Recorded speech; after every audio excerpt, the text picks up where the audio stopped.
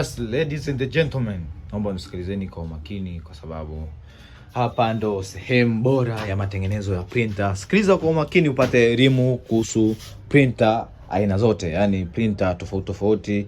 Kuna printer za Epson, kuna printer za HP, kuna printer za Canon. Leo nataka nitoe elimu ya printer ya Epson L1300. Hii printer kidogo ni printer fulani hivi amazing sana, inafanya kazi vizuri. Nataka nitoe elimu ambayo itawasaidia wengi. Nisikilize kwa umakini kwa sababu hiki kinakuhusu na wewe ambaye una printer yako ofisini. Cha kwanza kabisa nataka nikuulize swali. Je, ushaijiuliza printer yako kwa nini pickup roller au rubber huwa zinaharibika kwa wakati au huwa zinaharibika kwa muda mchache kwa sababu ya vitu vichache? Kwa mfano, kitu cha kwanza ambacho huwa kinasababisha mpaka pickup rollers zinaharibika ni wingi wa vumbi eneo husika ambalo unalifanyia kazi. Cha pili, kitu ambacho kinasababisha sana ni kuacha karatasi pindi ambapo ushazitumia unaziacha. Kwa mfano halisi ni kwamba unaacha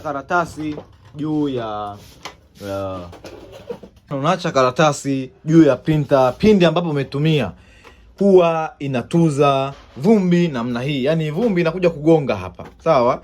Ikisha gonga hapa vumbi, kwamba vumbi hii ambayo baadaye ukija kuitumia kazi nyingine, yani ukaikomandi ifanye kazi nyingine, lazima vumbi ambayo inatoka hapa itaenda kugusa nini? Itaenda kugusa pickup roller.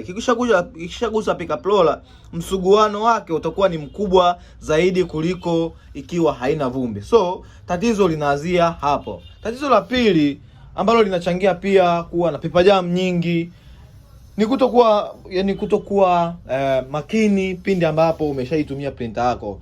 Either yawezekana ulikuwa unaitumia printer yako bila hata kuwa na usafi, yani kuisafisha juu na kitambaa na nini, vumbi lile lote linadondokea chini. Unakuta wakati mwingine hakuna karatasi ambayo imebaki kwenye mashine, lakini mashine inakwambia paper jam. Kuwa makini kwenye vipindi hivyo kwa sababu vitakuletea changamoto kwenye printer yako. Karibu sana Printer Service Support, upate elimu kama hii kila siku. Karibu sana, wasiliana nasi au fika ofisini kwetu Kariakoo, mtaa wa Masasi na Muheza.